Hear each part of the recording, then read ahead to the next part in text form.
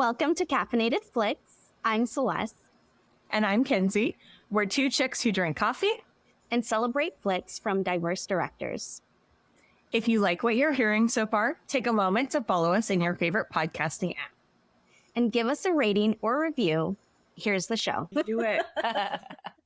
Today on Caffeinated Flicks, we've invited one of my very good friends, Kati Lindholm. Let's see, how long have we known each other? I think it's 2018. 2018? Yeah. So it's probably like 5 years. Yeah, something almost. like that. Yeah. I went to your wedding. This is true. You were supposed to come to mine, but mine was at the height of COVID. It was height of COVID. And I was like, look, there's a lot of people, y'all. But yeah, I was there in spirit. Understandable. Yes, you were there in spirit. Totally understandable. Never want to put anybody out for that because they know it was a scary time for everybody. Scary time. So yeah, we made it through those. Yes. Those scary times. And here we are making it through these scary times. I know. But every time is a scary time. I meant with Blair Witch Project. Oh, Scary. I'm sorry. I missed that part. I thought you just meant life. And she's in it, Kenzie. Where are you? Yeah, she's here for she's it. in the zone. Yeah. Do you want to go ahead and introduce yourself a little bit? Okay, yeah, sure. I'm Kati Lindholm. By day, I work in a lab as a molecular technologist, working with cancer, specifically cutaneous melanoma. So when I'm not being a lab rat, I'm also doing comedy around the valley. It's my little fun side night gig. And then, yeah, pretty much just working out and usually not watching scary movies. Not a big scary movie watcher. So watch this. Fun. Yeah, watch this for the first time. And yeah, that's pretty much it about me. Yeah. Well, so you're also from Finland, like originally. Yes. Born in Finland, family from there, dual citizenship when I was 3. I moved to Florida, grew up in Florida, went back to Finland to go to school, and then moved here to actually grow cannabis. Changed jobs, basically lived a few lives, I feel. Y'all. But yeah. Wow. Yeah. I've been all over the place, but I've been in Phoenix for like 7-8 years now. So pretty much home, I would say. Yeah. Yeah. And then you and I met 5 years ago, as we previously mentioned, because we both started doing powerlifting together.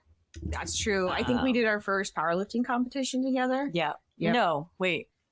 We did Femme Fatale in 2019. Okay. But I also did the Lumberjack Open. I did that one. Yeah. I think that was our first one. That was my first one. Okay. That was my first one too in 2019. Yeah. I think we're just too nervous to really register. It was Probably. nerve-wracking. And there was snow on the ground. Yes. Yeah. I think we were Because it was in there. February. So. Yeah. That made me more nervous. I was in a Mazda. I don't have snow tires. See, Richard drove the entire way, Oh. so I didn't have to worry about that. No. I was so scared. Yeah, I brought my dad. Shout out to my dad. He goes to all of them. I think Kenzie's dad. we took photos at Femme Fatale together too. Like you met my dad and my mom and my uncle. Okay. So I know it was a lot of this people. sounds about right. Yeah. Yep. But Whole for, crew. Yeah. For those who don't know, Femme Fatale is generally an all women's powerlifting competition. So that was a lot of fun and very different. Yeah, it was very it was girl power, post Spice Girls, Post Spice Girls, I was gonna say. Barbie movie. So it was very nice. I liked it. Yeah, it's like post Josie and the Pussycats, like post Spice Girls. It was a good feeling. I liked it. Yeah, it was a good time. But yeah, so ever since then, we've moved away from our powerlifting gym specifically and just stayed friends, which I'm super grateful for because we both have a whole host of neuroses. So we connect on those a lot. this is true. Yeah, that led me to powerlifting and comedy, So tell us more about your comedy journey. Comedy journey, basically something I always wanted to do, but back to the neuroses, a lot of anxiety, introverted, stage fright. So I was like, I'll never do that. COVID happened. I got sick, watched a lot of stand-up, and I was like, I might as well just give this a shot. Did it. I've been doing it. You're never really free until you're fully cringe on stage. So it's a very freeing thing, even when you bomb. But yeah, no, just having fun with it, trying to see how far it can take me. been to LA for a competition, done a couple shows, been to House of Comedy and stuff. So Now getting paid a little bit. I got paid $15. So my first paid gig. It's like $1 million in comedy. Yeah. I mean, it's like $1 a minute. So if I had a 60-minute special, that would be 60. So that's a lot. It's like $60 an hour. Yeah. Go That's wrong. my logic. So I think I'm winning. Yes, I think you are too. And I've been to several of your shows now, and I think you're hilarious. And I love the fact that we've had a couple of writing workshops together and stuff like that, or at least one. We did. We had a caffeinated workshop for sure. Where I was like, my heart hurts a little bit. I need water. You decided to drink more coffee before you even got there. I did drink a espresso cold brew before I got here. Oh my and God. I'm drinking a latte. Yeah, her face. Oh my God. that? Well, to be Recoil. fair, Celeste has recently gone off caffeine for the most part. Okay. And so she's like, she has mixed feelings. Is that caffeine free you're drinking? No. Nope. Okay. It's chai with espresso. Celeste has gone caffeine free as Celeste is Except for when drinking we- a As I'm latte. drinking caffeine. Except for when we record, apparently. Yeah, I save That's it for fine, special occasions, but I've definitely noticed like a difference in how it makes me feel. I get super jittery, and I'm like, like I'm bouncing off the walls over here. I'm trying to like, much, tame yeah. myself. She was so funny. Sorry. She told me, like, while we were recording for one of our previous episodes, she's like, oh, yeah, I've been without caffeine for like 2 weeks now. And I was like, what? And she's like, yeah, I know. I feel better and I hate it. Yep, pretty much. So stupid good. But yes, do you have any like upcoming shows or anything like that, or appearances that you'll be making at the end of the month that you want to promote or get out there? Yeah, y'all caught me at like I just did like 2 shows in one weekend, but I yeah, not much planned at least for this month. You can always follow me on Instagram at Squatty Kati, SQUATYKATI. A little humble plug there. I'll post any like upcoming last minute shows and stuff on there. Yeah, no spooky shows. That would be cool. Oh, that would be cool. Maybe that's what you should do for the rest of October is just come up with some spooky jokes. And we can help you with that. Okay. What's a spooky joke? Who knows? What's a Like a spooky dad, show? like a dad joke that's like Halloween themed. Oh yeah, that's- that would be fun. know, Yeah. Okay, yeah. something like that. Or like our other friend of the pod, Leah Bonema, she's got this really great joke in her 10-minute stand-up special where she talks about getting a paranormal romance and how the protagonist in this paranormal romance ends up fucking a ghost. So feel like that Oh could be my. a spooky joke. Yep, technically. It's hilarious. This is a shameless plug for Leah Bonema. By all means, look her up on YouTube. Mhm. LeahBonema. Leah Bonema. Fantastic. Super hilarious. She's based in LA. So check her out. And Yeah. also check out Kati. Like, I think she's great. Yeah, I don't know if there's which one's worst, fucking a ghost or just getting ghosted by every dude you fuck. So I mean, you might as well just. I would rather do the ghost, honestly, because at least there's a commitment. Right. I'm sure he shows They up. can't leave your Same- house. Yeah, Like, same time, like the witching hour between you can always expect 3. 4:30. Yeah. They're 3 always o'clock, going to you're show getting a up. booty call. So Yeah, so at least they're consistent. at 3 o'clock, ghosting. you're getting a booty call. A spiritual booty call. Oh, And they're my. reliable. They always know what's happening in your life. They're transparent. Are they reliable? Because technically, can't they ghost? Yeah, they never you? show up. They're like when you have the camera crew and the Ghostbusters, they never show up then. Yeah, but when you're by yourself, that's when you need the most. Okay. And then they show up. Okay. Like Richard Gere, Pretty Woman. Yes, They very much. pick you up at the factory. Okay. Out on the street. Oh, gosh. So we are clearly very caffeinated, as we've been alluding to. So We're caffeinated We- up. We've been eating the pastries. We're all sugared up. Oh, yeah. So do you want to go ahead and tell us, Celeste, what coffee we're drinking today? Oh yeah, today we are eating. Today we're drinking. We did coffee eat from there, too. So True. Technically, we ate and drank from Bully Brew. I believe it's a local place. Or Kenzie, you said there was a couple places that they've opened up. So I don't know if it's just local to Arizona. But yeah, I already forgot what I got. A banana Foster's chai Banana with a shot of Foster's espresso, chai. apparently. Oh which my I God, don't know. that sounds amazing. Yes. I didn't know that was interesting. possible. Yeah, I didn't either. I didn't know what to expect. As I'm drinking it, I still don't know how I feel about it. But I'm drinking it. It's good. It's a good feeling, but mixed emotions. And Chagachino, which is something that you can find here in the Valley at a bunch of different local coffee shops, and especially in downtown Phoenix. It's basically a mushroom coffee like mix. And so they put that into whatever espresso and milk and stuff like that, and they shake it all about. And it's just supposed to have like all those adaptogens. I'm addicted to the adaptogens. Don't get me wrong. But how about you, Kati? I think Celeste picked this up, and I think I'm pretty low maintenance and a 90s kid. I was like, just give me a regular iced latte with milk, and stevia was cool. They don't always have stevia, so they get bonus points for having the stevia and the packets that you can just grab. Right. But yeah, pretty good. They got the crushed ice. I know it's a little thing, but it's a sensory texture thing. I like that. But 10 out of 10, I mean, oh shit, I don't want That's to rate okay. it too You soon. can rate- See, I'm you so can rate the coffee. caffeinated. Yeah, I'm rate your jumping. coffee. Yeah, Yeah, we 10 never out of do. 10. Usually rate the coffee, so you Yeah. don't have to rate it however. 10 out of 10, considering it's my second one and I've only been up for like 2 hours. So I'm not, too jazzed up, and I like that. Just jazzed enough. The right on the amount edge of jazz. Yeah, it's just, You're getting out the hands, but you're not quite waving no, them yet. no, only one jazz hand. And just 10 one out of 10, one jazz hand. There Yep. we go. Oh my gosh. So, in addition to the things that we are eating and drinking today, my mom decided that she did not care for these. So, she gave me these, much like she does everything else. So, we have Cracker Barrel dark chocolate pumpkin spice sticks. So, I figured because we were in the pumpkin spice season of it all, we should embark on these and give like a live review. So, Celeste, why don't you go first? Oh, God. Oh, Yeah, I'll take one. I thought it was going to be like a wafer. Mm-hmm. Not my cup of tea. Just right off the bat. It's a texture thing. It's like a gelatin chocolate. Mm-hmm. Yeah, I did recently find out that you're a texture person, so that Yep. makes sense. So, yeah, not for me. How are you guys liking it?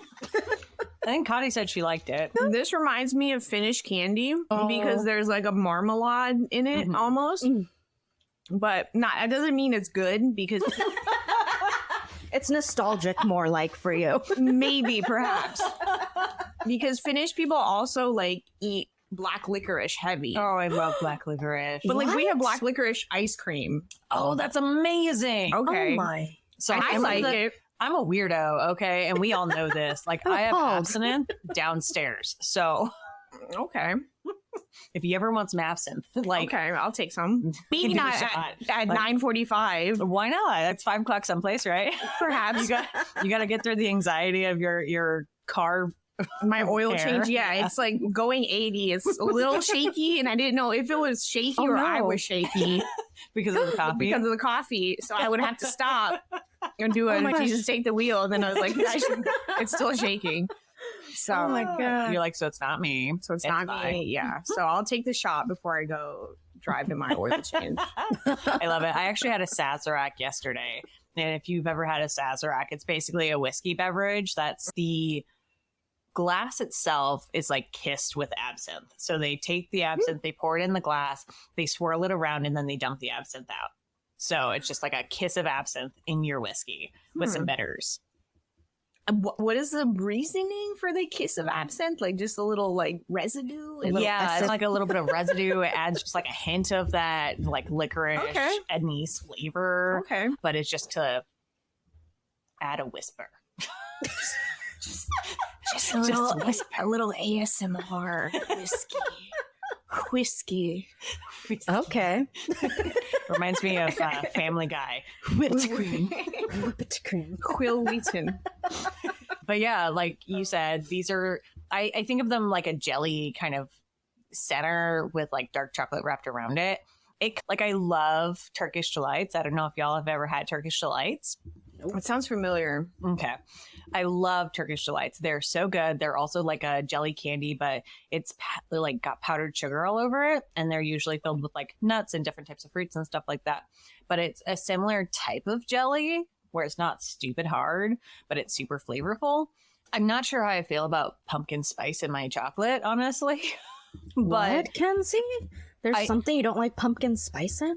I also don't like pumpkin spice really in my coffee. So I like pumpkin spice as its own flavor, especially in like baked goods. And I love it as like a seasoning and stuff like that. But I don't, and it has to have like real pumpkin is the other part of it. So much pumpkin spice isn't actually pumpkin. It's just spices. It's just the spices. So like much like I don't like Mexican mochas as we've discussed. Like there's something about like I love it. I know. All the spice. I know. Yeah. I love it on my candy. I love it. I don't like it with my chocolate. I also don't like mint in chocolate. So maybe I'm not somebody who likes like chocolate with things. I like chocolate to be pure other than with like toffee or caramel or cherries or dried fruit. Those are all the worst combinations. I know. You just described, what is that, fruitcake? Yes. With I cherries love fruitcake. Okay. I love fruitcake. Do you like those chocolate covered raisins? Or the maraschino cherries? But I do like the cherries. Yes. No, they're just like yep.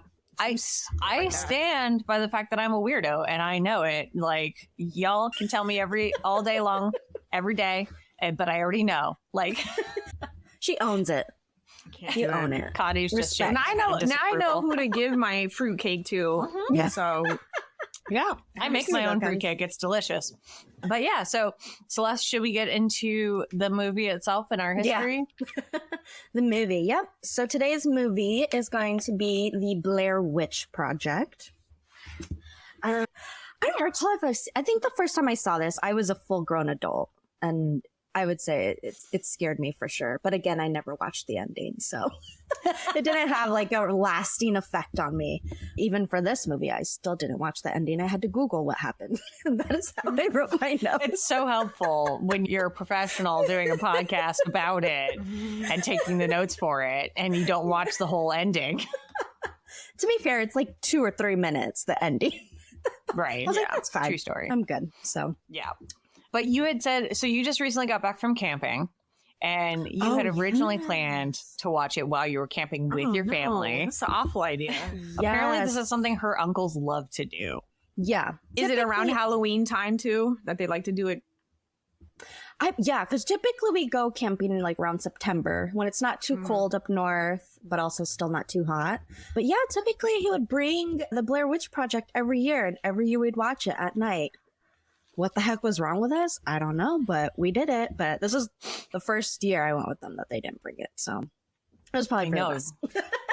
You had to tell me, you were like, we need to push because I need to watch this. We did not get the chance to watch it while we were camping. Yep. So. All right, your turn. Pretty much. Wait, what? Sorry, what's your history with the movie? With the movie? Yes. Yeah. Sorry, I was still stuck on, because first of all, I don't even like camping. So she's like, I'm not going to go camping with this picture. Yeah, I'm not going to even go camping if you have like the extended cut of Barbie. Like, no. Let alone if you're going to make me watch the Blair Witch. Like, I'm still stuck on that. But she's just stunned. Yeah. Anywho, yeah. So this movie came out when I was 9, and I remember around that time it was like you didn't really know if it was real or not, if these people were real and missing. So I to this day don't even really like scary movies. So as a 9-year-old, I definitely was not watching this at all. I was super creeped out. So I watched it last night for the first time, and actually doing some Googling and stuff. Both directors actually went to my college, University of Central Florida. Go Knights! What? Oh my yeah, gosh! So How cool. The only other people that went to UCF were like Daniel Tosh. Oh, and is that comedian guy? Mm-hmm, yeah, mm-hmm. And like yeah. I think cringy. Yeah, Daniel Tosh and like Jamie Kennedy from My Name Is Earl. That lady. Gosh, yeah. So I was like, literally, both of them are from the film school of UCF. So that was cool to see. But yeah, so it took, 24 years of it being out for me to finally see it. Yeah. Yeah. This movie is 24 years old. Yeah. Crazy. Yeah. So I had somewhat of an opposite growing up, like I loved scary movies all the way up until I was 9 because my mom had married this dude for a very short amount of time and he showed us The Exorcist. So I did not sleep without a nightlight for I thought I was a bad babysitter. Damn, at least I know not to do that. Right, exactly. He locked us in a hot car. Oh, man. Jeez. Okay. Yep. So I watched like as many scary movies as I could have until the point where I was like 9. And then he was like, do you want to watch The Exorcist? And I was like, yeah, let's do it. And then that scarred me for life, even to this day. So I've just recently started getting back into watching scary movies as of the last couple of years. And a lot of that has to do with one of my other favorite podcasts, Ruined. Shout out to Haley and Ellison. So Hallie and Ellison. But they're phenomenal. If you haven't gotten the chance to, it's a great movie podcast. They only review horror movies. Hallie loves horror movies. Allison hates horror movies, but wants to know what happens. So They're the perfect duo. Exactly. So check them out. They're super cool. I'm hoping that one day they'll hear us out and come and join us. Just shout them out every time. Yes. Every single time. Statistically, they're gonna eventually The entire month of October. Shout out to them. If we tag them enough times, maybe they will hear us. So that's how that goes. But I had never seen this movie before. Everybody knows of this movie. Yeah. And so I just didn't really feel like the express need to watch this movie a whole lot. But watching this movie last night and yesterday, I had a very different reaction than both of you, as it turns out. So we will get into it. Okay. Alrighty then. Shall we get into the directors then? Let's do it. Let's do it. So there's 2 directors for this movie. We've got Eduardo Sanchez and then Daniel Merrick. So Eduardo was born in Havana, Cuba, December 20th of 1968. So he's a Sagittarius. Kenzie felt the need to mention this. Yes. Their astrology sign. Sagittarius. Okay. Yeah. Okay. I figured for those astrological girlies out there, you gotta include it. It is retrograde Yes. now, I think. So we had our super moon Yep. yesterday or something like that. And we'll have our our lunar eclipse on the 14th of October in the case that you've already missed it, because this comes out way after that. So it is astrological season. Awesome. Keep it current. Oh my. So at a young age, he gained an interest in filmmaking. In high school, he made movie projects, all of which he starred his friends and family, as well as Eduardo himself. He's also known for directing VHS 2 and Exists. Both of those are also horror movies. So VHS is a sequel to VHS, which is an anthology horror movie. So it's got short clips of different horror movie scenarios, and they go in and they put in different like VHSs, quote unquote, that show these shorter horror movies. Okay, that makes sense. Yeah, so I've heard really of VHS, good. but I never watched it. Yeah, it's real good. So he's also directed TV episodes. He's directed multiple episodes on Queen of the South and Supernatural. He's also done Charmed. He did an episode on there. I know. I was like, The OG or the new? OG Charmed. OG. Oh, I love it. I know. And then, as you mentioned, Kati, both he and Daniel graduated from the University of Central Florida of School of Film in 1994. That's too funny. I wonder if they chose So cool. 1994 in the movie because they graduated in 1994. What? So at the very beginning of the movie, I'm getting a Are little you hint. confused too, Kati? Because we're both like... So at the very beginning of the movie, they've got text on screen, and it says, in 1994, 3 film students went out into the woods in Maryland to go and study the Blair Witch. yeah. A year later, this film was found. So I'm wondering if them graduating in 1994 as film students was like the antithesis or like the starting point for the Blair Witch Project. Oh, that makes sense. And I do see where I actually put in the notes. You're like, I've seen this so many times. Yeah. It's just, I can only do what I can. It's been stressful watching all these horror movies. Okay.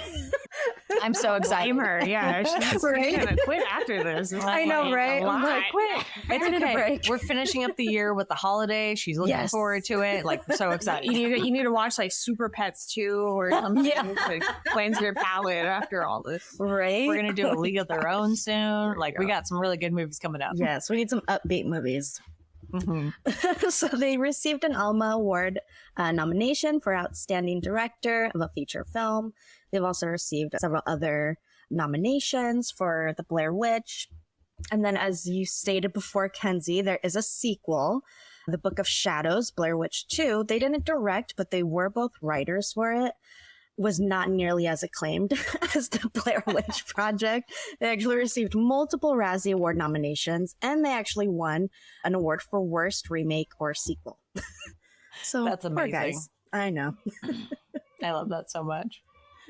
It feels like we're in the Blair Witch. I know. We're already in it. We're in it. I We're see in the it now. pile of rocks outside of Right? the We're lovely out. sticks. Yeah. We're bouncing, Let's see. Kenzie. What did she say about a pile of rocks? I wasn't listening. Yeah. There's We're gonna start one seeing and totems two. everywhere. Oh, technically, you have like these wooden sticks in this room, Kenzie. I know. I do have those wooden sticks in Ron, that what are room. you doing? I know. Why am I still here? You're lucky it's daylight. I know. It's like, Alrighty, so when we get into the cast, so they basically just play themselves. We've got our three main characters, Heather O'Donoghue, Michael C. Williams, and Joshua Leonard. There's some townsmen's people that, again, play themselves.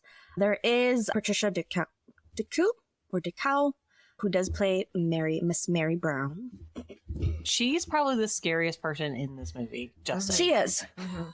Like, she could have played the witch. That's why I was like, wait, is this a there gonna be a She twist? really Yeah. is the witch? Because I would believe that immediately. Yeah, she's got that witchy look. Certain chin. You gotta have a certain chin to have that witch appearance. Yep. She's got it. She's got that chiseled chin, sharpness. Alrighty, so do you guys want to go ahead and get into the ratings? Okay. 10 out of 10, one and only. Considering that there are almost no horrors that I didn't watch, The Blair Witch remains the favorite, timeless, and respected film ever. The minimalist style with tiny 60K budget, but enormous talent makes it a wonderful movie for me. The creators masterfully play on basic human fears, the unknown, getting lost, darkness, and the creepy night forest. Without any special effects, gore, and jump scares, it still remains one of the scariest horror movies ever made. Absolutely love it. 10 out of 10. Don't worry, we'll get to your rating at the end. I have very strong opinions. I'm sorry. Yes. All right, Celeste, you want to go with a 1 out of 10? Oh, I thought you were gonna do it. You can do it. Yeah. Okay. I want to. So, 1 out of 10. The witch has no clothes. This one is like the fable about the emperor and his new clothes. He didn't have any, and the Blair Witch doesn't have any. This thing was awful. I wanted to like it. I expected to like it. I tried to like it. I came away hating it. I saw this thing 3 times. What? And while it's got a great idea and it's not terrible for a film student, say, far too long and boring for the one trick it's got to pull, I simply am at a loss as to how so many people can allegedly love this thing. Which I, as a person who loves very short movies, this movie was 1 hour and 15 minutes at most. So this movie was not long. It was a short movie, and then also you cannot watch a movie 3 times and convince me that you hate it. Right? It's like going make it back to make the same sense. dude 3 times, and you're like, I hate him. It's over. It's like, well, why are you still with him for the 3rd time? Why are you watching it for the 3rd time? Why do you keep going back? It's like those customers. They're like, you always mess up my order. Bitch, stop coming back. Do you remember those, Kenzie, at Starbucks? Yes, very much so. Oh, my goodness. Lovely. Yeah. Alrighty, shall we get into the notes? Let's do it. Yeah. Okay. So as you stated before, Kenzie, it opens with text on screen.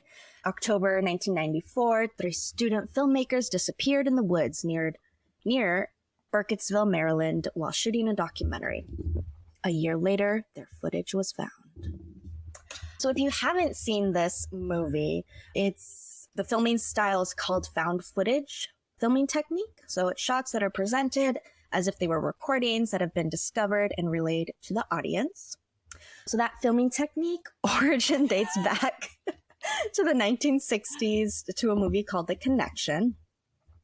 But the success of Blair Witch Project was still definitely a pivotal moment for the found footage filming technique, influencing movies such as Cloverfield and the Paranormal Activity franchise. Do you guys remember those movies? There's like 6 or 7 of them. They're many. I think I've only ever seen the first one of both, the Cloverfield and the Paranormal Activity, but I love both of the first ones. I just haven't, for whatever reason, watched anything beyond that. They're terrifying. I mean, yeah, I've only watched the first Paranormal Activity in theaters. I think it was on a date, You saw it in theaters? Yeah, which is the only reason I went, because it's like, oh, it's a guy, whatever, I'll go. But The things we do for guys. right, Yeah, it's a gambit. stupid. Yeah. But yeah, it's super scary. I don't think I slept that night. But no, Yeah. for that reason, haven't seen the others. Yeah, terrifying movies. So we start off with a guy recording our main character, Heather. She's saying that she's going to be leaving the comfort of her home in order to explore the Blair Witch. Her and 2 guys, Mike and Josh, are packing up their car to go and record a documentary on the Blair Witch. So we've got some footage of them driving and grocery shopping. Celeste, Oh, go ahead. do you remember when you and I went and did the Houston Brothers Trail on the Mogollon Rim? Yes. We did our 20-mile hike into the forest. Yep. I had so many flashbacks to that during this. You guys hiked 20 miles into We the... did. What the fuck is wrong with Yeah. you? Yeah. Why? I don't know why. Yeah, we did it. Jesus Christ. It was fun, but I'm scared thinking about it. the Yeah. grocery shopping scenes reminded me of going to like Big Lots and like Dollar General and just being like, okay, I can eat this, I can eat this, I can eat this. This is relatively light.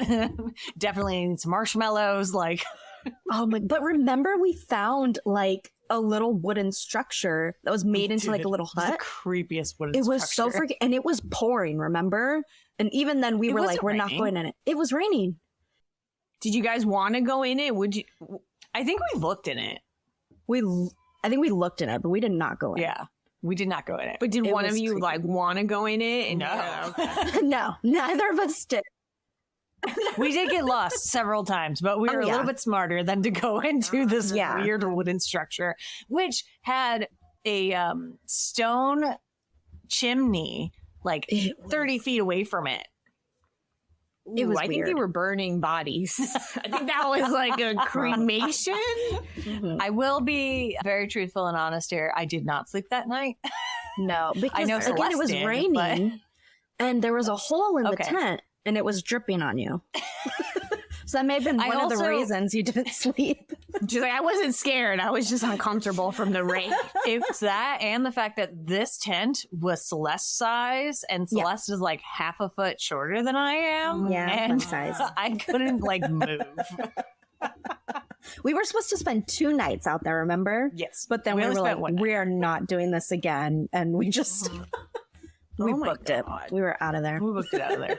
The worst part, I think, was like we would occasionally come into like other hikers, but it were just like a bunch of It was just a dudes. bunch of And, guys. like, Yeah. there's nothing scarier than being females alone by yourself when there are dudes you don't know around. Yeah, it's like and then like a lady comes up with like a bloody axe, and you're like, oh, she's just fine. hunting. She's fine. Like, yeah, let's go She's hang- just plotting her Yeah. revenge. Like, It's fine. I'll go with the lady. I'll help her. I'll go with the lady with the bloody axe versus Then the a group of dudes. 2 blonde Yeah. dudes. Like, no, Yep. Any day. something's not right here. Oh my god. So I think they conduct their first interview of a young townswoman. They ask her if she knows anything about the Blair Witch. She's like, yeah, it sounds familiar. My sister went to something Blair High School. And that was it. That was the only connection she I was like, okay. This part was so weird. I was watching this with Philip at home, and he's like, Yeah, so they're all like, yeah, like fucking 50 years ago, this dude killed all these people. Like, yeah, everyone knows. Well, like, I knew within 30 miles of my house that there was like some mystical man that killed all these kids. And you're like, yeah, he's still there, whatever.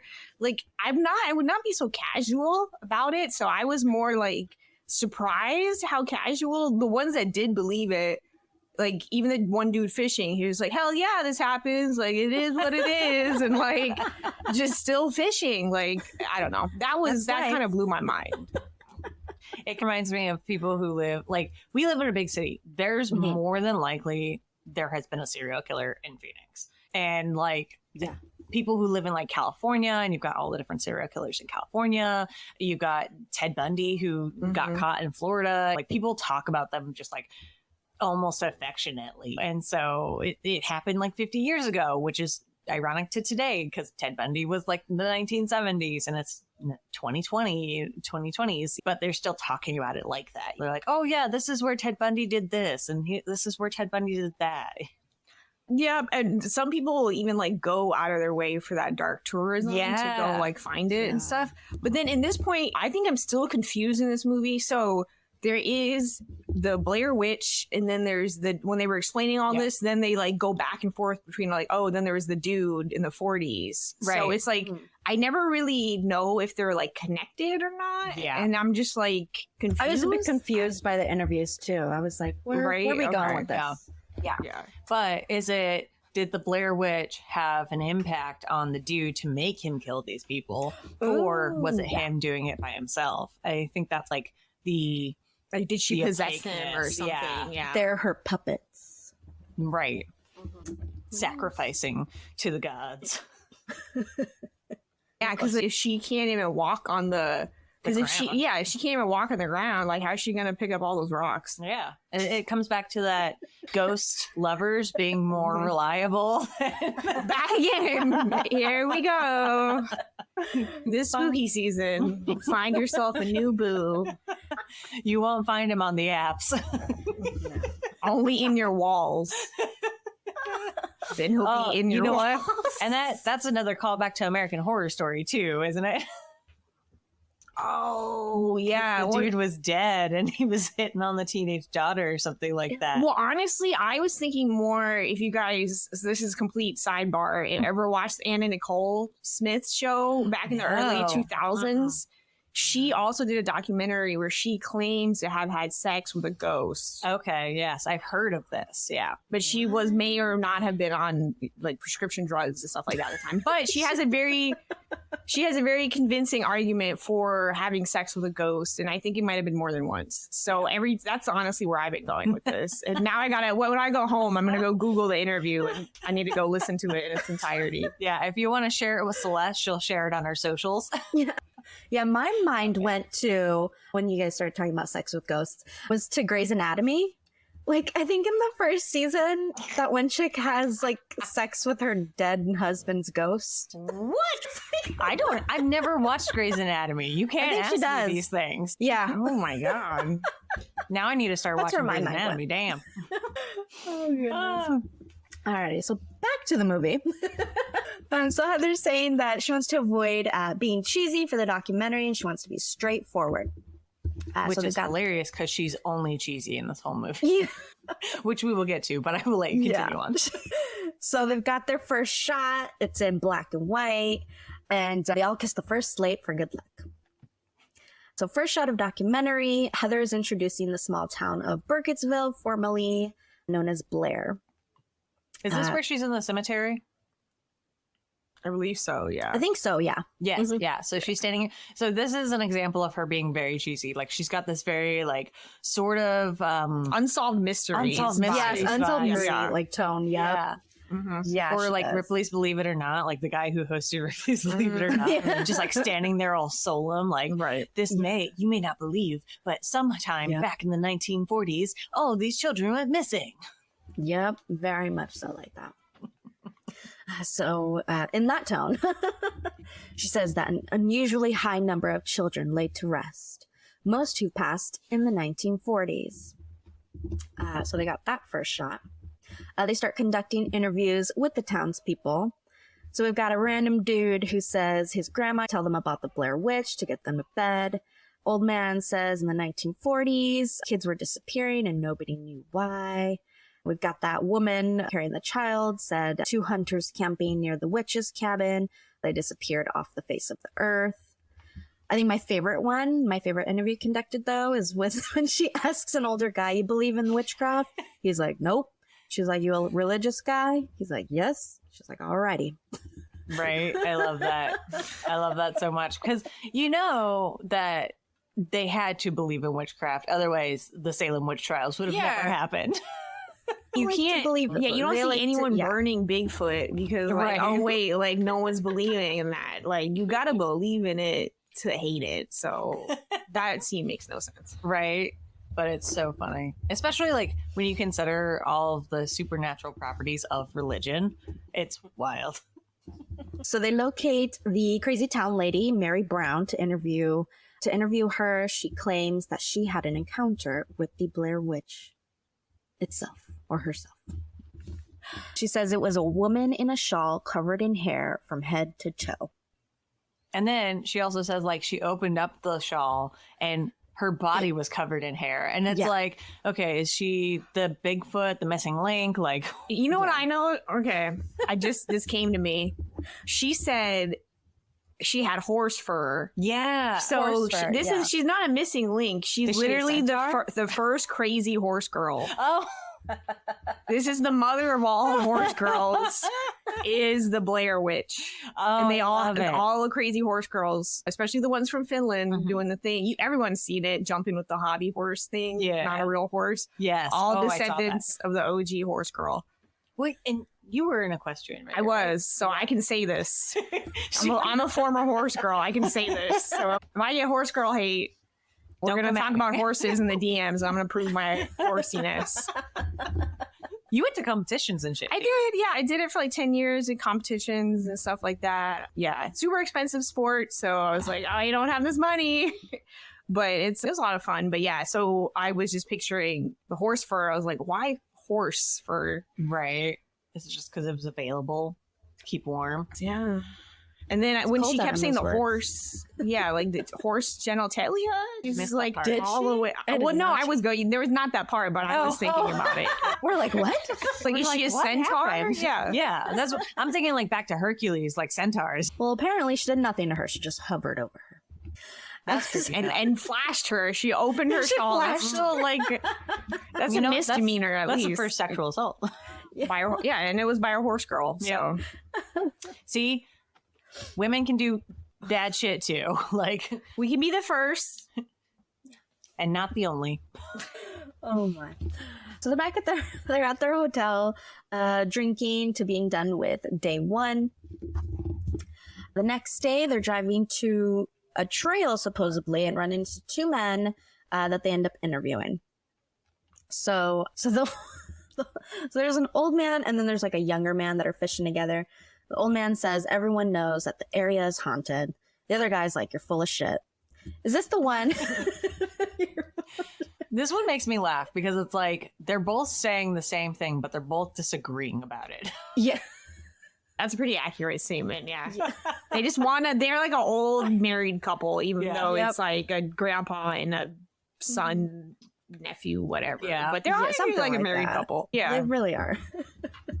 I think the old man at one point says, he's like, oh, right down there, right down the stream, I saw like a hovering, ghostly-like figure. And the guy's like, you were probably drinking. He's like, I'm not drinking. I wasn't drinking that day. Not that day. That day I was sober. Everything else leading up to it, drunk as a skunk. But that day I was sober. I was hungover, but I was sober. So they carry on and they park on the side of a road and head off into the woods.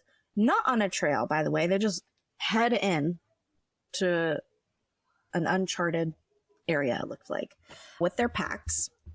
They head off to Coffin Rock and shoot another shot. Heather is giving a brief history of the place. I love that she has like a book. It's like one of the books that she shows at the very beginning, and she's reading from it. She's all like Tales from the Crypt, like sitting there in front of something, just like, and then this happened. Yeah. very much. So she says 5 men were found, tortured, and murdered, each of them bound to each other, and their intestines had been torn out. A sheriff was brought to where the bodies were found, only to find that they were removed by persons unknown. I also love the language used in this. Persons unknown. Once again, unsolved mysteries vibe. Yes, Yeah. it really does. All right, so this is... How long ago was Unsolved Mysteries made? Let's see. That was like 80s, 90s for sure. Yeah. Is that Have old? more.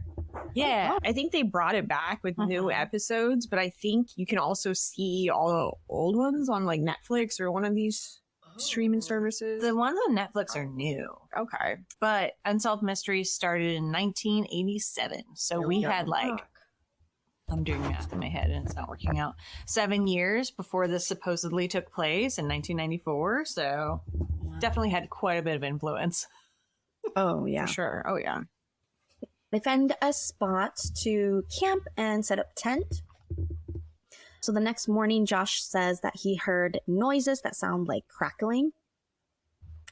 They trek on, and Heather admits that she got them lost for a brief moment because, again, they are not on a trail. They're off trail hiking is what she calls it. Oh my gosh. And I was watching this and I was like, you're putting back feminism so far. It's like, you're the protagonist. You're the female director, just director because you're the only one here. Yeah. And you're the most like male in the sense like, no, I don't need directions. I know where I'm going. I don't think it's putting feminism back. I think it's actually bringing it forward to show that women can be as mediocre as men can be and still fail up. That's true. That's Women true. can get You just men gotta have the lost, too. confidence. Yeah. It's all about confidence. Be Jake as clearly wrong the as you confidence, can yeah. be. Just be confident. Yeah. She's dedicated to her craft. She's like, Yeah, no, we're she going to was. go ahead and get it. Only got 2, this. 3, 4, 5, 6 more hours and Yeah. we'll be there. Yeah, there. she keeps adding hours. I mean- 2 more hours, guys. 3 more hours. If you think about the way, who's the gentleman who directed The Shining? M. Night Shyamalan. Not The Shining. That's Oh not The shit! Shining. Sorry. You're fine. What? See, I don't follow horror movies. But you said I it just, maybe I just confidently. wanted to say. M. Night. Yeah, maybe I had. There you go. Maybe you I just go. wanted to say M. Night Shyamalan. it is a we fun love name M. to Night. say. Yeah. We're big M. Night apologists and we're not sorry about it. Stanley Kubrick. There we go. Stanley Kubrick was known to be a terror of a director. And so if he can do that, Heather can do it. It's totally fine. Alrighty. So again, the 3 of them continue trekking on a trail. That's not a trail. And they are on their way to a cemetery. That's what I was confused about too. We'll get to it in the future, I guess.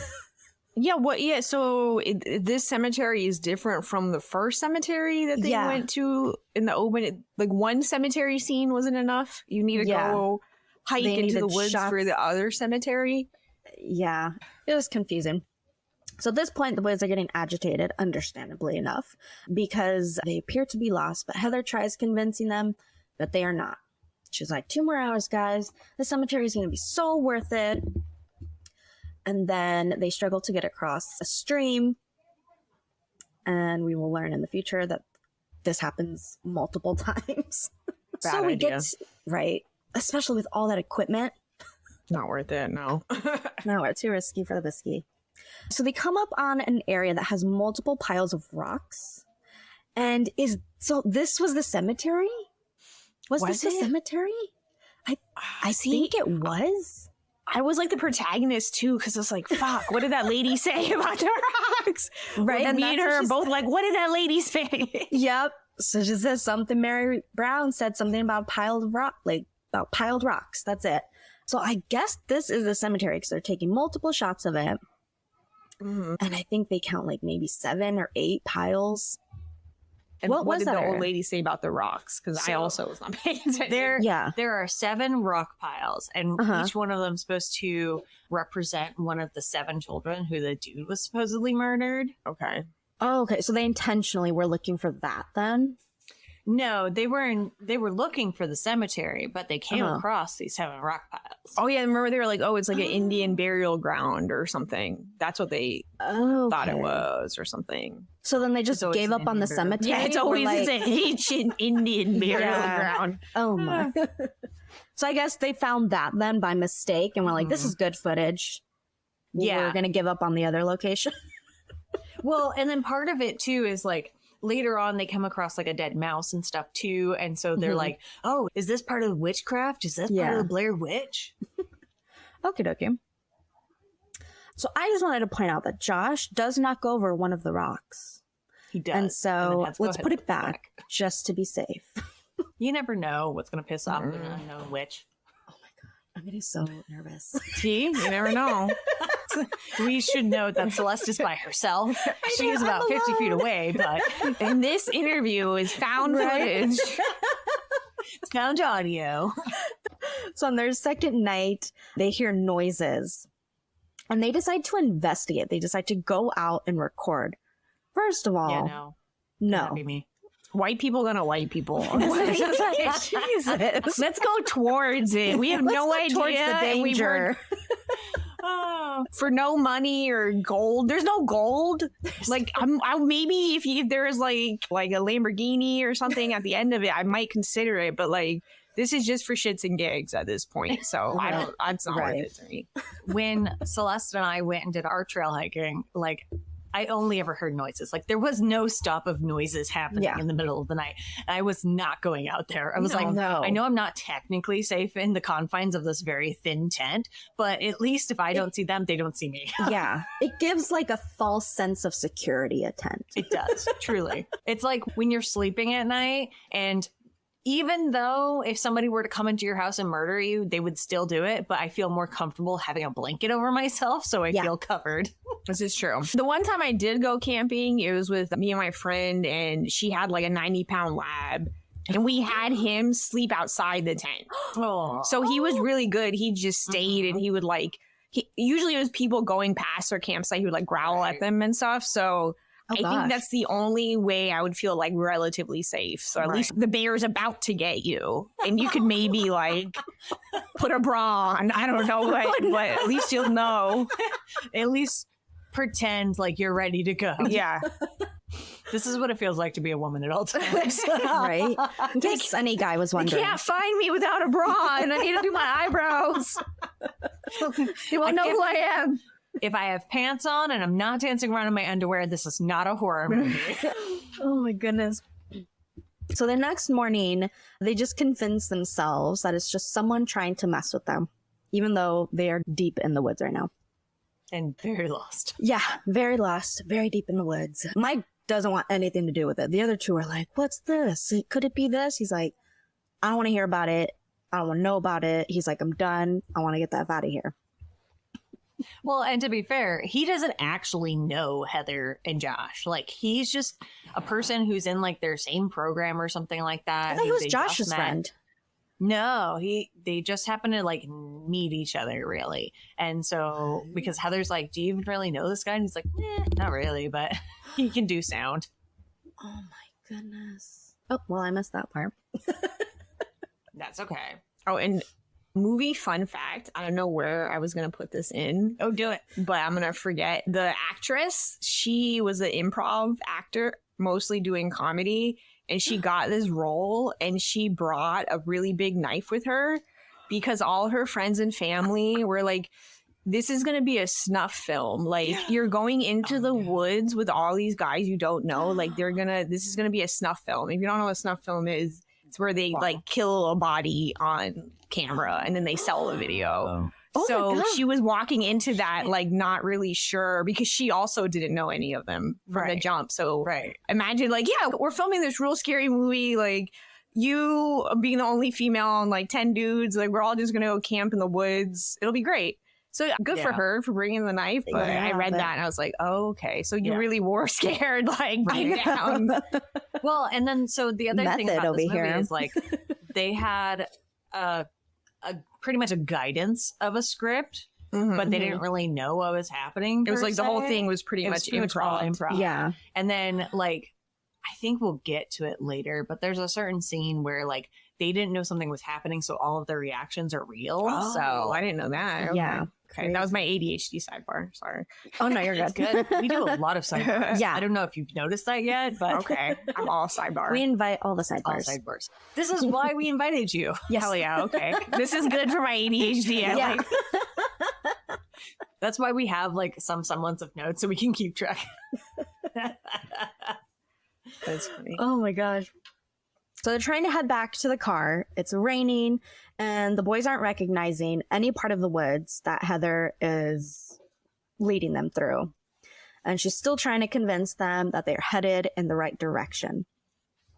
So at this point, they're supposed to be at the car already, but it's getting dark. Heather wants to set up camp because she doesn't think that they're going to make it back in time by sundown. And the boys just start flipping the freak out. They're concerned about returning the camera equipment back in time and getting back to work. He's like, dude, I'm supposed to be at work at 9 a.m. tomorrow. Yeah. Mike, I think Josh was the one that said he had to be at work at 9 a.m. No, tomorrow. that's Mike. I confused the two. Okay. Josh was the one talking about his girlfriend too. Yeah. It's like, my girlfriend's gonna come looking for me. Yeah. He's like, if like we're not back by tomorrow night or something like that, people are going to notice and they're going to come out looking for us. So in the middle That's of the the hope, night, at least. that's the hope. Oh gosh, right? That is the hope. That's why I turn on, what's it called? The Google thing where people can track your location. Like I have certain people who are tracking my location at all times because I can't trust that somebody will actually come looking for me if I don't show up. That's terrible. I'll go looking I know. for you. We'll go looking for you, Kenzie. Okay. I'll see you haven't laughed at my Instagram story. You're the Yeah. one of 4 fans. It's like, hey, a quarter of my fans went missing. Where are they? Yeah, she's like, That's a big Kenzie hasn't chunk. reacted recently. I should check in on her. She okay? I do a lot of running outside and Oh my arguably in gosh. the middle of the night. So I know. It concerns me all the time. Your I'm life like, is what a the horror heck? movie. No wonder she's watching this. She's like, this is just me taking out the trash. I Yeah. don't know why this is so scary. I tell her she needs to get a dog. So at least she'll do have need a a dog. dog. I want to a go dog. running at night. Oh my. Okay. I guess we'll just continue being concerned for your safety then, Kenzie. It's okay. I'll have you follow me and keep track of my location too. So if you don't Yes. hear from me and if we miss like a recording day and you're just like, where the fuck did Kenzie go? Then you can be like, okay, she's track my location, I think is what it's called or something like that. You can be like, okay, so she hasn't moved in the last 23 hours. Yes. Something's wrong. Totally down. Anyway, it's getting a little too Right? spooky in I here. know, right? Kati, I'm starting to get I'm chills scared. here. Now I gotta like It's getting too I real. gotta send daily DMs just to be like, type C to confirm you're alive. Well, I don't need anything else. We need a safe word. We need a safe word to right? text each Yeah, other. I know. I always think of chimichanga from How I Met Your Mother. Okay, chimichanga is it. Yeah, if I Okay. call you and you're being held hostage, just talk about chimichanga. I'm really I'll be craving chimichangas. Do you remember the last time that we had chimichangas? I don't either. Oh my. Okay. All right. So it's in the middle of the night.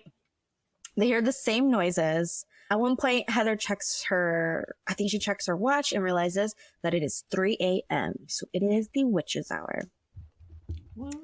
Again, they try investigating to see what the noises are because that's just what they do, but they can't tell where it's coming from. They're like, it's happening all around us. Nothing happens. They go back to bed. How? We'll never know. Right? How these people I are couldn't sleep functioning. that first night. Yeah. The only night that we were out. And that's because with of all the nothing noises. happening to us. I know. And I'm not trying to track down a witch. Was it you couldn't sleep because you were creeped out, or it was just like too freaking loud? For me, I it was couldn't sleep 'cause I was uncomfortable creeped too. out. Oh, you okay. were? Oh, Yeah. Dude, my anxiety is generally through the roof, and it's part of the reason why I have insomnia in the first place. why did we think we could do that then? Why were we it's like, fun let's go on a two-night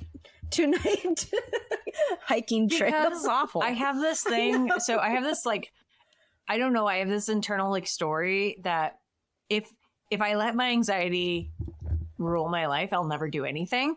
So I need to constantly like push that boundary and prove to myself that it's okay. Sometimes the boundary's Dude, there I for a do reason, stand-up though. comedy. I don't risk my life. I know. Well, and now Like, I'm not gonna die up there. now I I've just got wanna this live. mindset. If I do something and I die, like it's fine. I just whatever. not I fine. gotta keep it up. Give me heart palpitations. Cody's like, this is gonna be the last time we ever speak. Sorry. I'm scared. I can't deal with all the It's too stress you give spooky. me. Too spooky. Oh my goodness. Oh, yeah. Okay. So they wake up the next morning to find 3 separate piles of rocks, like the ones that they found earlier, all around So their if you tent. think about the fact that the 7 different rock piles from before were supposed to represent the 7 different dead children, the 3 rock It's gonna piles be y'all, yeah. represents them. I don't know why talking about this movie like scares me more than actually watching the movie. Like think I'm it's getting kinda chills like- over here. Oh no, I may have to come join you I'm the guys. same way. And the thing I've always said is like, I'll see like a horror film, Texas Chainsaw, even though I don't like it. Like, I don't want to see The Exorcist or like. Don't. I'm not like a huge religious person, but like I don't know about that shit. So like I don't want to mess with it. I don't know if I'm like No. talking about it is gonna like stick to you. Yeah. Like Candyman or Is this, something. like, So bad I think juju? that's the vibe I get with Blair Witch. I don't want to be like bringing it up and then it's like, hey, you mentioned me. You want to hang out? Like, I don't know how that works. It's like saying Bloody Mary. Yeah. Yeah. Yeah, I am messing with that. Yeah. I did that one time and then never again. No, never done it. No. Yeah, but I'm also slightly creeped out. So Yeah, okay, good. I'm glad it's thankfully not just this is me. like this is the daytime. If this was like nighttime, I would be so No. scared. I wouldn't be here. So Josh Next is time, like, Celeste. we're obviously not wanted here, so let's get back to the damn car. So they're packing up, and Heather discovers that she does not have the map on her. She's like, I don't have the map. Josh is like, what the fudge? This is so not cool. Did anybody else think that the witch came in and stole their map? Yeah. Because I I don't. totally did. Oh, yeah. Okay, Yeah. good. Oh yeah. In my head, I was like, that's the logical thing. Yeah. I don't know if I'm, Most logical if I'm conclusion. spoiling it, but when the dude was like, I kicked it. It's like, why would you do that? Yeah. Like, And I was actually like, not what? fess up to it. Like, yeah. And then also, I am also a 90s child, but when the scene where it panned to them looking at the map, I was like, oh my God, that old school map. And Yeah. Philip's like, yeah, they didn't have phones. I'm like, no, I'd fucking get it. I was alive. I remember how it was, but you forget until you see, like, oh shit, you really had to just be like out there and know like north That's and east. and south. crazy. they I did have never compass used on a it, map. We would do MapQuest and print And out print like it 50 out. million papers and take that with you. Yeah. And then killed a small tree for this. Yes. And then you Just like to get places. You forgot to print the reverse. So then you're like thinking in opposites. Okay, left, right, straight, Yeah. and then you're like, fuck, that's one way. What do I do now? Man, how did we live back then? Like, Very carefully. People actually knew what was happening around them. yeah, that makes sense. hmm People could actually give directions like, you're going to turn east down this way. Yeah. Oh man, Can't do it.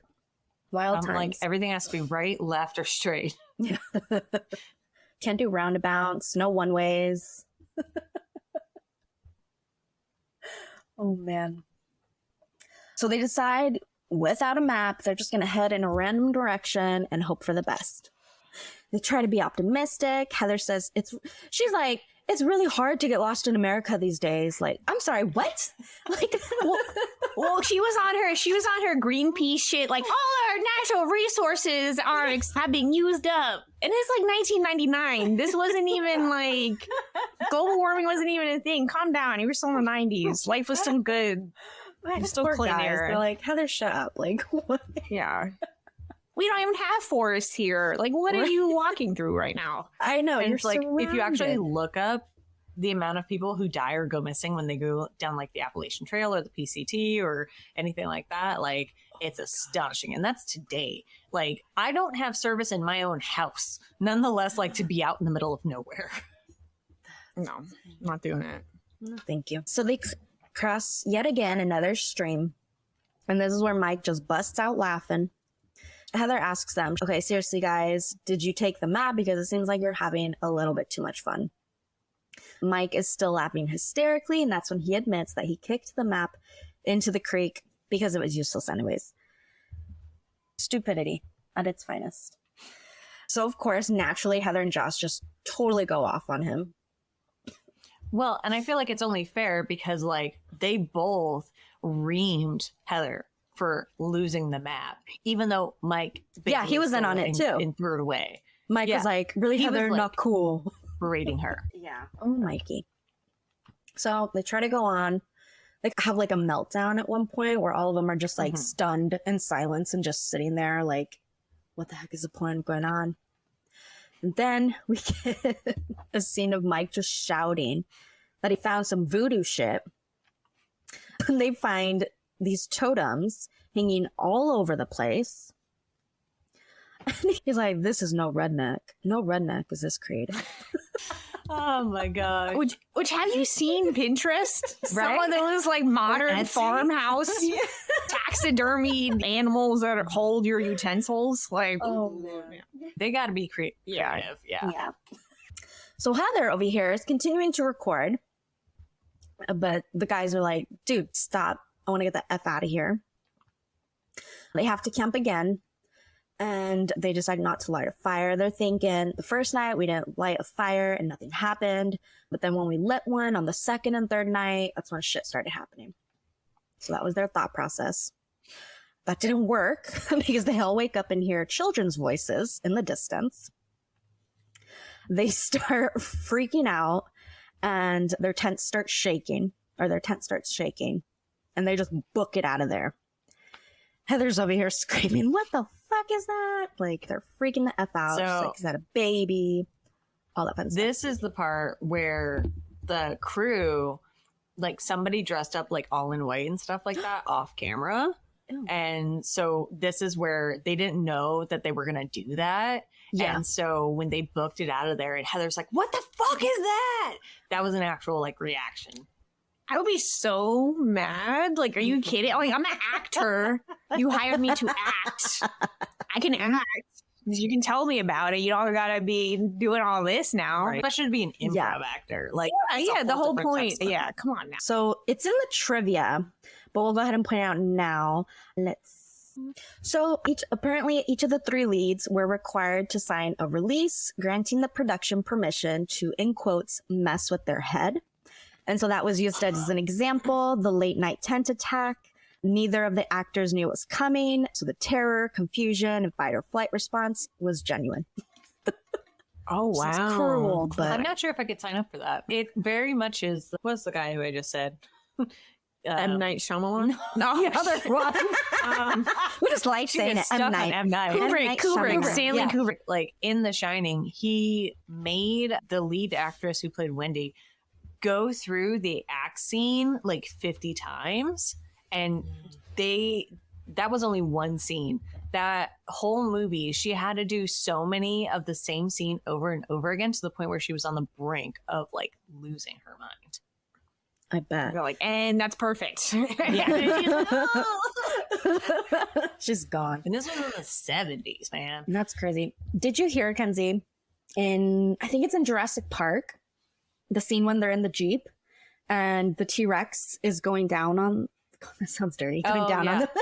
It's like, I didn't see that scene. Very different movie. I was a kid. Maybe I misunderstood.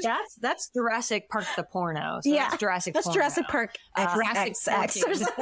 And it was that scene where he's like I'm trying to say it not dirty way, smashing into the Jeep, from the top of the Jeep down. And the kids are like down there. Well, apparently there was an issue with the animatronics of it, and it fell, and it wasn't supposed to break the window. And that's the scene that we get in the movie. And so that's like them genuinely really freaking out because a giant T-Rex just fell on them. Isn't that craziness? That sounds more like a happy accident as opposed to somebody maliciously doing this. True. And luckily the kids weren't right there where the thing fell. I'm sure that was a little heavy. They broke the glass. Right? Like, our bad. Yeah, that's the thing about that glass, though, that always made me laugh is like the glass didn't break. The glass just like broke from the roof of the car, but it didn't break. It went like to the point where they were like holding it up with like their hands and feet. So it's been a while. I haven't seen that one. Yeah. It's probably my all-time favorite movie. Okay. Jurassic Park? Yes. Yeah. It's a great Okay. I'm not judging. I'm just that look on your face. It did look a little judgy. That's like but that's okay. you don't usually hear that. It's like, what's your favorite movie? Jurassic Park. Jurassic Park is my favorite movie. And then my second favorite movie is The Mummy from, I think, 1999 with Brendan Fraser and Ooh. Rachel Weisz. Those are both great movies, though. That's too close to Mummy. Have you seen, there's a bumper sticker where it's just like, ask me about the 1999 movie thriller, The Mummy, featuring Brendan Fraser. And it's, Yep, I think my third favorite movie might be Beetlejuice, but okay, that makes sense. you're like, it's all coming You're together. like, that makes sense. Yeah. Beetlejuice. Yeah, someone being like, I like Beetlejuice. Okay, someone being like Jurassic Park. You're like, you a 5-year-old boy? So we're back to, I'm like, where are we? Okay. Tent shaken. They're running out. Their fight or flight kicked in. They're hiding in the literal woods. They turned off the lights and they're just sitting in the dark at this point. They think that's safer than the tent. I don't know either. But Heather asks, is that a baby screaming? And the guy's like, shut up. There was no babies. They're like, I don't want to hear it. Shut up. Please stop talking. So they stay outside until sunrise. They head back to the tent. They find all of their crap just like totally like disheveled. Josh finds slime on his water bottle and only his things were thrown around. He's like, what the fudge, dude? Like, why is only all of mine crap thrown around? And I think it's because he kicked the rock. That actually makes sense. I I'm didn't convinced consider that's that. why. Because Yeah. he messed with a pile of rocks. That could not be true, but I'm just... So do you think if he never touched these rocks that they never would have died? That was like the catalyst that started like, okay, you first, and then I'm gonna get your friends. Like, is that an alternate I think it was universe? You know, because they went into I don't know. Period. I think it's just they went into the woods, but that's how, like, maybe But- she chose her first victim. him first. Yeah. Maybe. Okay, because he decided to be a douche. Yeah, it's true. good. So Heather's still recording, by the way. All this crap is happening, and she's like, I still gotta get it. Still gotta get it, guys. They're, like, ready to freaking pounce on her. So Josh is just freaking out over the fact that there's some blue jelly shit only on his things. I would too. In the woods, where do you get blue jelly? Who knows? So they keep on hiking and they realize that they're just going in circles. They hit up the same exact, what was it, a trunk? It was a trunk that fell down. Yeah. It was and a they're- log. Yeah, they're like, Yeah, it was a we log. walked past that a bunch of times or whatever. Because I was confused by that too. I was like, is like they were all like, it's the log. And at first Yeah. I was like, oh, cool, they found the original log and now they're gonna go back.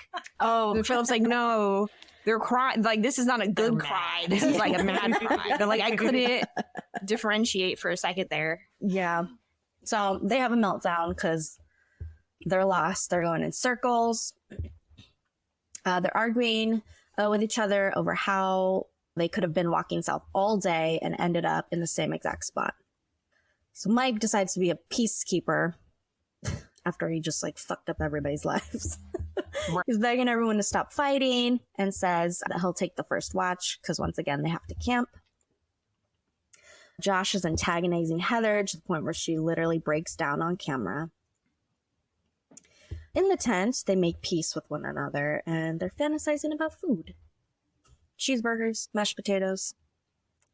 Ice This all cream works. Sundays, I think. Yeah. I Pie. think pie, There's yeah. pie with an Pie, ice yep. cream scoop on it. Someone's mom's So- recipe. I don't know. If you were in this similar situation and were starved for several days, what is like the one food item that you would want once you got back to civilization? Oh man. I would want everything. Like I would make Celeste is like, multiple why do I have to spots. choose? Yeah. I would order maybe a DoorDash or whatever the other delivery services are, multiple places, Uber Eats. and just have like a massive feast. It's like the dinner in Signs where they're like, A little bit of we're going to everything. go ahead and have waffles and mashed potatoes and a burger and Chicken some teriyaki. Yep. Yes. And I'm going to have a little bit of everything. See, then that leads me to my answer. chicken and waffles, just because you get sweet and salty. Yep. And then also, since we are in a rec state, some edibles, because I'm definitely sleeping for like 24 hours straight after this. Like with my dog, right on the floor of my bed, and the door's locked. Yep. And I think that would be a good way to come back home. Yeah. Yours, But I would not be, once again, I'll reiterate, I'll never be in this situation again, because I'm not I will never going put in the woods. myself in that situation. You'll probably find me in this situation. Yeah. I think mine would just be like an entire jar of peanut butter. Oh, I can see that for you. Yeah. Well, no, because you bring that when you're hiking. So more peanut butter. They only brought snacks, and so they had already ran out of food by this point in time. See, They even weren't I planning know on that spending more than 2 nights there, or 1 night. Yeah. you gotta just bring the giant thing of peanut butter because it's like the most calorically dense. Right. You can Still got actually protein, go. you You got know, your fats. yeah. I don't know what they were thinking with the marshmallows. Like, Yeah. yeah, it's light, but like, come on now, that's not gonna help Yeah. you. It'd probably be fresh fruit, honestly. Like, that's one of the few things that I like crave. And anytime that I'm someplace where I don't get like fresh access to like produce and stuff Like where you're like that. camping and Yeah, like if I'm camping, if I went on vacation, like I want some fresh fruit.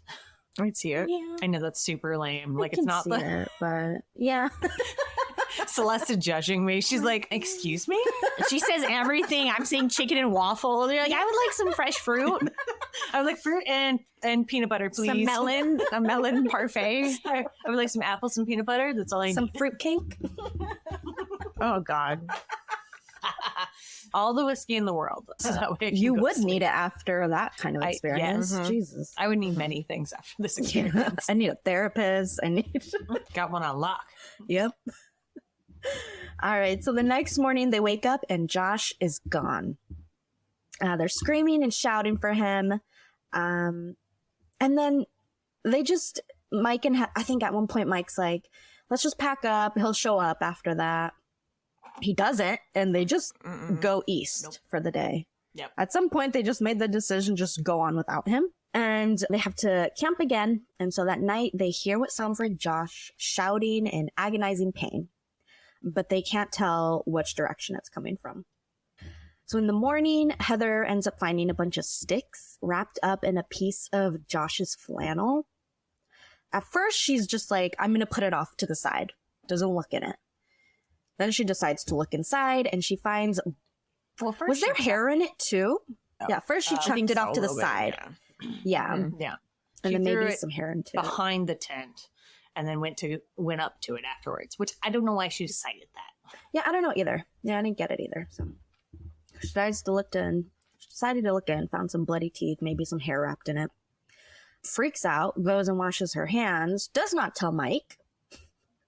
Yeah. She doesn't tell him. Mhm. And part of it is like they've been going through the last several days just shouting and screaming at each other because everybody's like super anxious, super nervous, yeah. like really upset about the whole situation. Like They're starving. like- They're basically probably hallucinating at this point. They got no cigs. Yeah.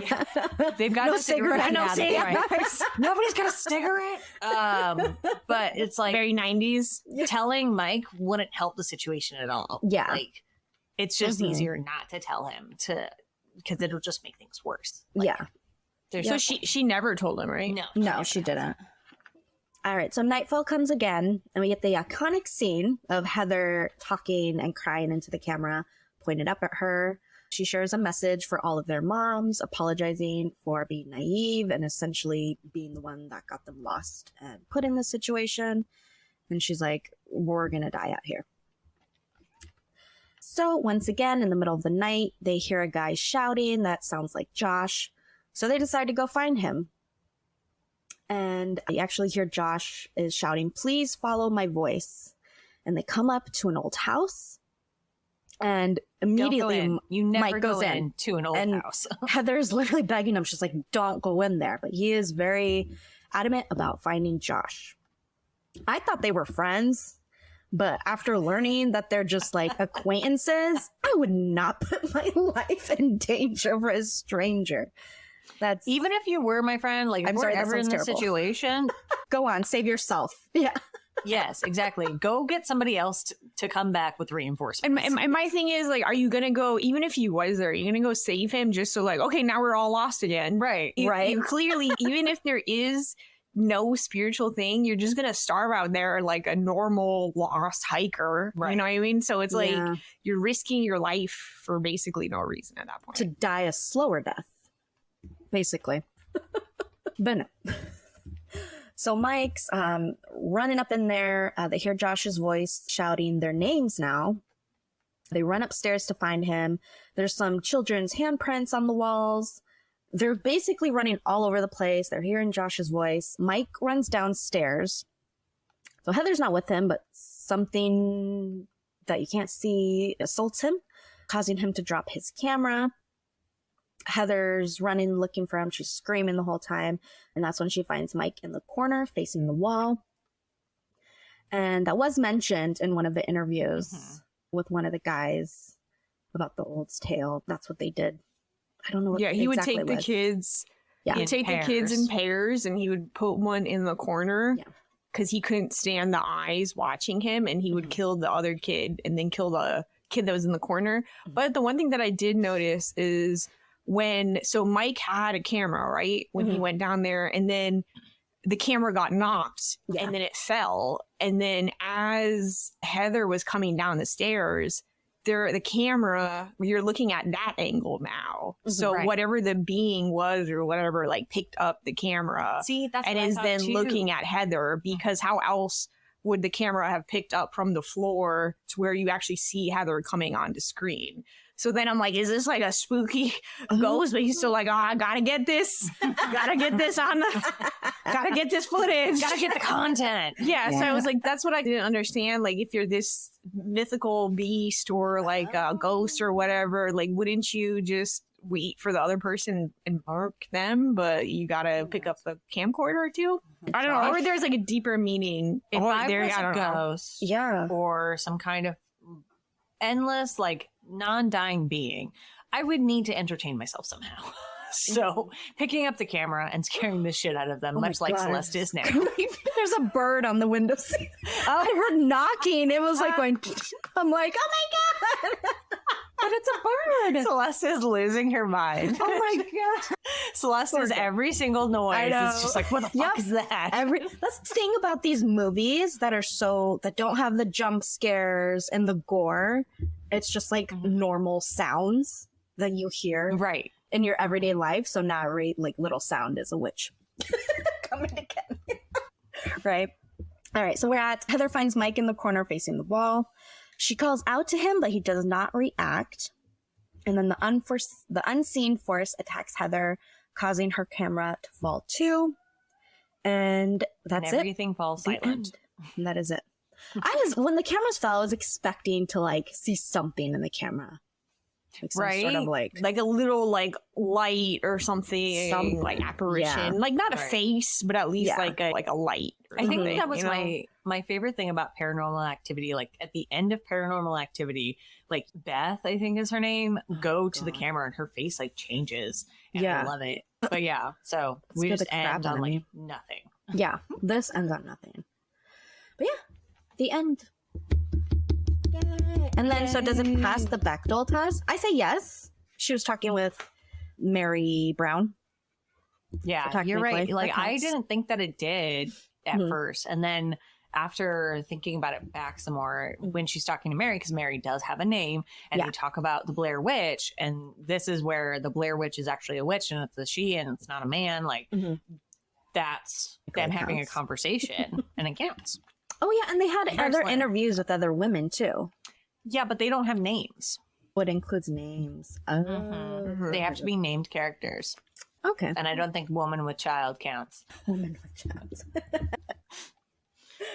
Oh my goodness. Alrighty, so a little trivia about the movie.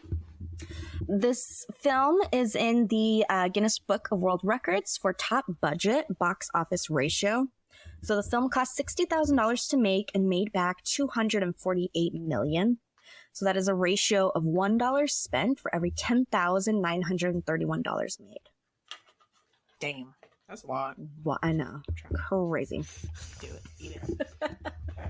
So our lead, Heather Donahue, her mother received sympathy cards from people who believed that her daughter was actually dead or missing.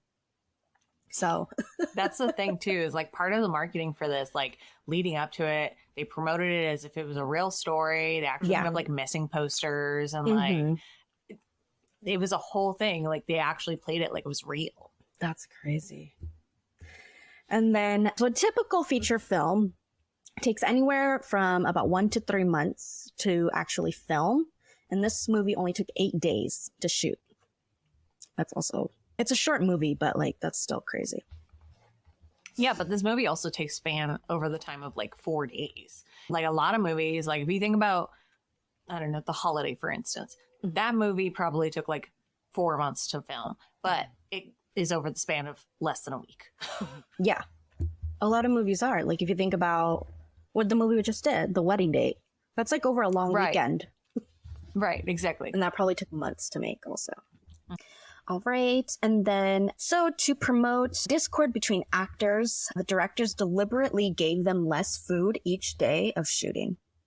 So they were That's hangry just AF. mean. That's torture. Yep. That explains like the increased, like just severe tension in this movie and just like how much yelling was going on. Yeah, I can't even make it to this podcast without eating. You know? You want me to be out there doing this in the wilderness and you're taking my food away? No. I hope they got paid Absolutely well. not. Heavy, and you're like having to walk a whole bunch. Like, damn. I know. Oh my goodness. Those packs looked heavy too. And I'm sure they probably did make them heavy. Just to freaking They put just strain on them for the realness. Damn, Yeah, it, right? right? I just got it back in my ear. Shit. Sorry, y'all. You are No, you're good. It's hilarious. Okay, we got it. We're working. Whoop, whoop. We got it.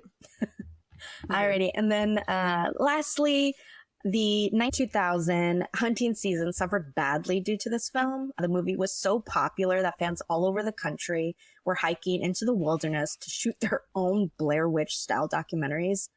What the fudge? That's on point. That is just no. Okay. I vaguely remember being like 9 and with my friends, not even going to the woods because we were not trying to actually die, but just that one scene with the snot and whatever. Oh, yeah. I do remember. I think we did that. On the camp. Can you imagine if this had come out in today's world in the TikTok era? Like, No. people would be filming everything. My God. Yeah, they already are. Right. But like, yeah, this would be, people would be like faking their own deaths, like trying to get that like viralness and just be like, surprise, I wasn't really dead, but go see my new movie out in theaters.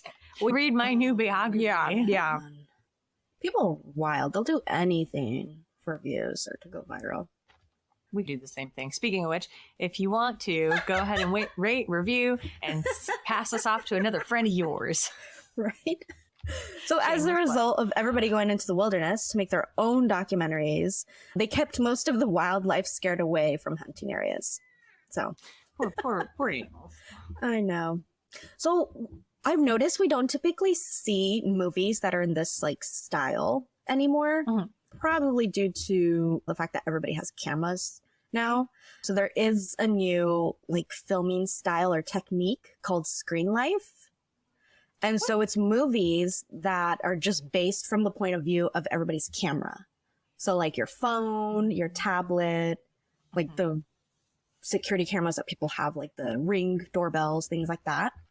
So there's quite a few of those, like, and it's still popular for like horror movies and thrillers. So like one came out this year called Missing, and the entire movie. Oh, is- yeah, that's what I was gonna. I didn't see that, but I was gonna bring it up. But I guess it's the same, exactly what you're talking about, where it's like a whole movie and it's just like FaceTime video, or it was like Skype video or Zoom. Exactly. Or whatever. Yeah. So I My want to watch cousin it. and It I were looks just good. talking about that actually, like this whole style of filming, because we were talking about like Unfriend and stuff like that too. Yeah, I saw that too, and it's all over like a Skype video, like a Skype meeting chat, the whole movie. So that's where technology has brought Gotta us. stick with the times, man. Yep, gotta stay modern and relevant. Just gotta do a TikTok dance every time you do a horror film now. I think I saw a horror movie that was called Dash Cams. And so it looks like the entire, I didn't like click on it to read about it, but it looks like the entire movie is just based off of someone's dash cam, which would be so oh my wild. God, was it about the Was it about the Uber driver guy? Oh, I don't know. I didn't read the book. There was. Really need to look into that. It was actually a really good.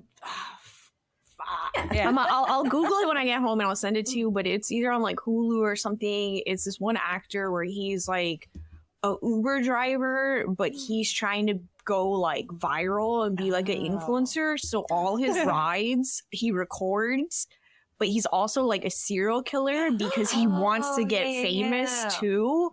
So it was like a really weird angle because it's like from all the TikTok graphics and stuff in the video, and the cutaways are very much like a TikTok video or something, but pretty cool, pretty good for a horror movie. And even like, I'm not a big horror buff. Shout out whatever that movie's called. We'll find it. Sorry. Wow.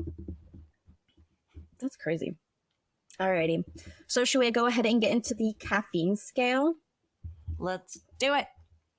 Do you want to go ahead and explain to Kati? Yeah. So our caffeine scale. So we don't confuse me. No, you're good. So the caffeine scale, on a scale of 1 to 5 espresso shots, how stimulated did this movie keep us? So 1, we're falling asleep, and 5, we're absolutely buzzing. So Kati, I know that you tried to give a 10 out of 10 earlier, but you want to go 1 out of 5. Okay, I'm going to say the same logic I said. So up until the last 5 minutes, I would say 5 out of 5 because I don't know if there's going to be a jump scare. You're so used to a jump scare. I think that's what makes it so scary is I'm expecting something to pop out, all that jazz. And then the last 5 minutes definitely brought it down because I'm like, what's going on here? And it just ended like just like that. So I'd say probably like a 4 out of 5, honestly. 4 out of 5 for me.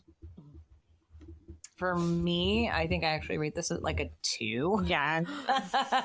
I had Not scary enough. no, I had a very different reaction to this movie than both of y'all. Like, I laughed through so much of this movie, and then I was just slightly irritated because I could hardly hear anything.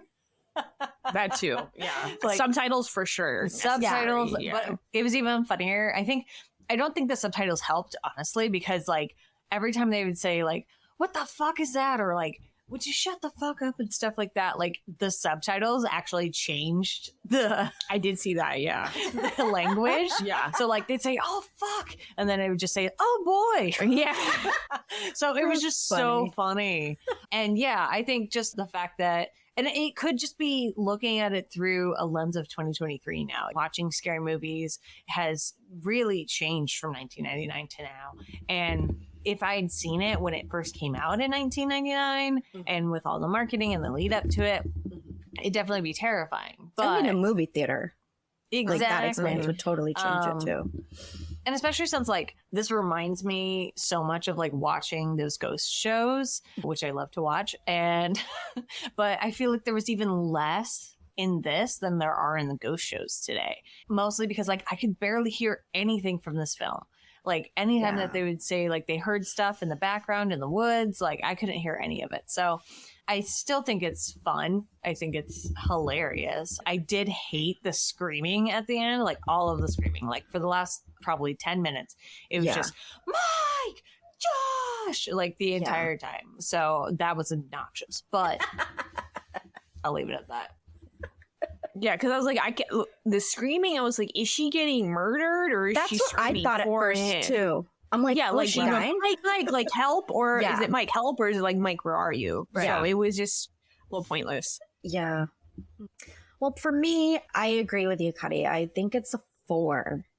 But again, I feel like this movie would have just like been so much more terrifying in a movie theater.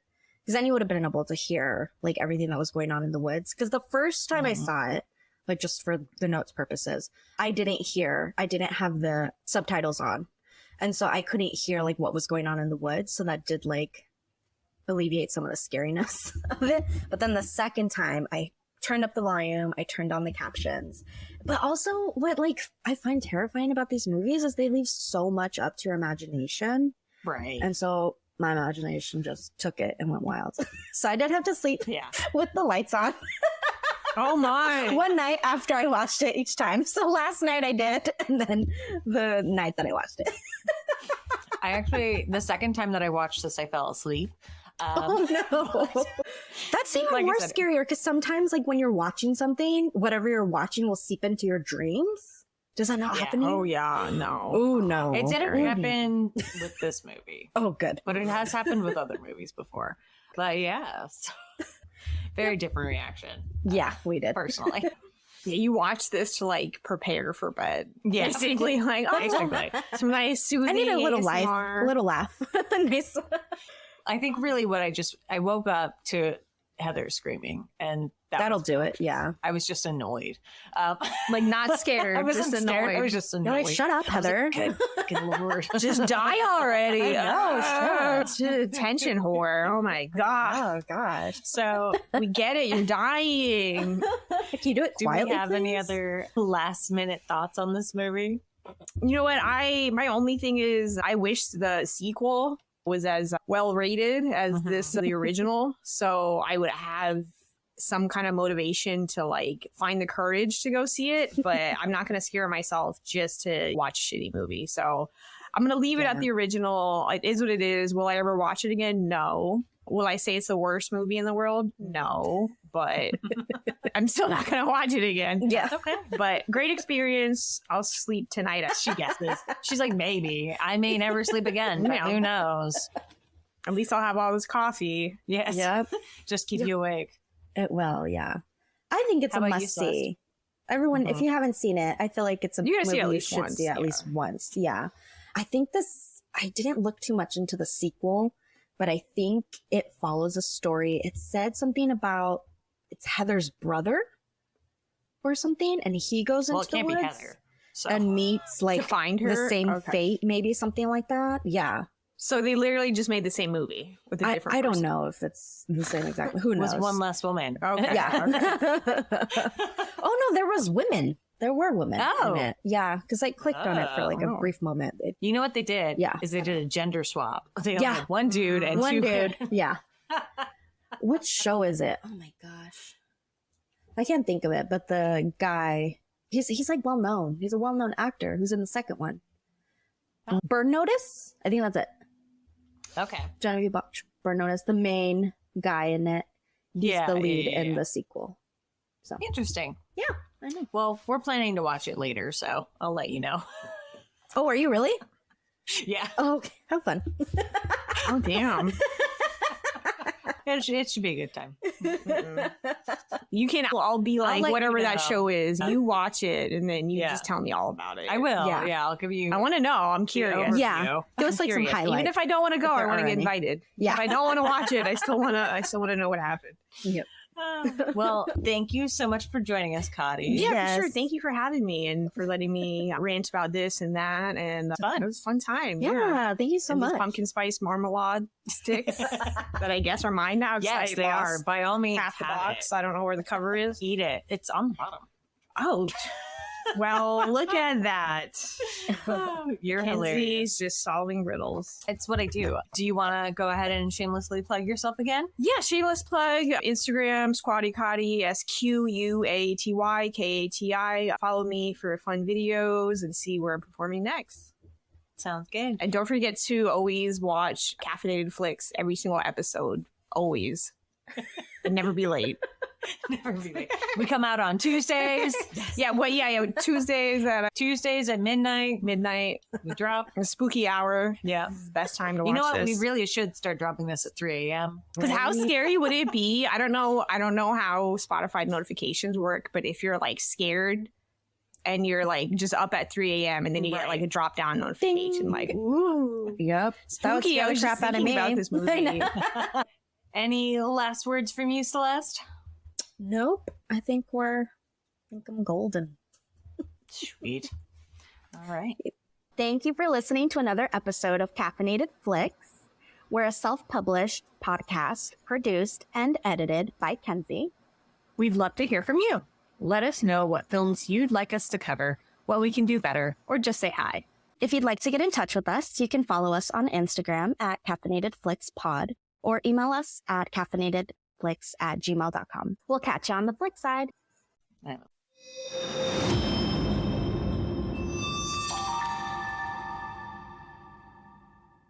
Yeah, let's do it. So, Kati, since you are a guest, would you like to do the 10 out of 10 rating? Okay, sure. So I'll give this like a disclaimer. So the movie, up until maybe the last like 10 minutes, I would have said like an 8 out of 10, because when I don't like watching horror. I do like watching like psychological thrillers that like really like creeps you out without being gory. And up until that point, that's really what it was. But considering the ending, I give it a 5 out of 10. So it really got demoted just because it's like nothing was really wrapped up. And I guess it was, but it felt like it was just thrown together. Like it could have been done so much better. Like you know that the voices are fake, that it's just like luring you into the witch house or whatever. Right. And they could have explained where these voices came from or what. You're just left with so many questions. So 5 out of 10. I felt disrespected. I gave... We actually have a 10 out of 10 for you to read. Sorry. What do you mean? Right here on the screen. Oh, it's supposed to be a 10 out of 10? Yes. Oh, So we're gonna shit. read 10 this out of 10. and Never mind. one out of- Yeah, 10 out of 10. One and only.